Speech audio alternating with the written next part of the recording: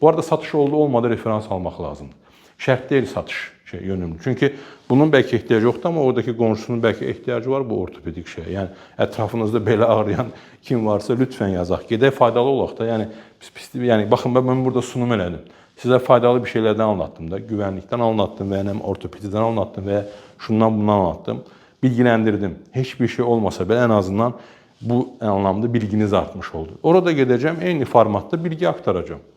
Faydalanacaq. Yəni alacaqsa o zaman faydalanıb ona görə alacaq. Olmasa da ən azından bilgi sahibi olacaq.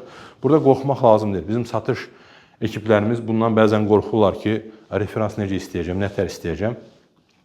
Satış ekiplərinizin mütləq referans şeyini qoyun, sorğusunu qoyun.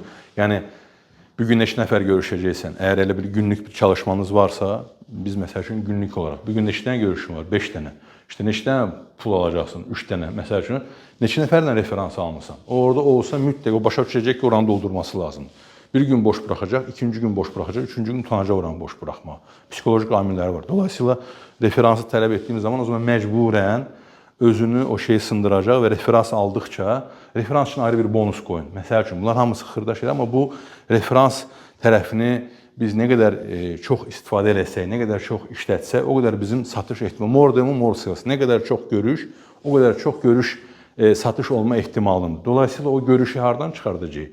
Var bu yöntemlər, amma ən gözəllərlə gəlmişsən də, müştəri zaten anlatmışsan, başa salmışsan, əmək vermişsən, nə olsun satış eləmişsən? Satış okey, sabahsı gün necə olacaq, birisi gün necə olacaq? Satışçı, yaxşı satışçı onu düşünüb, onu yapa bilməsi lazım. Dolayısıyla referans kasımızı doğru çalışacağız. Necə hər sektora özel olaraq bunu işte dediyim kimi endirim belə kafadan vermək yerinə referans verin, sizə buna görə endirim verək. Nə bilim,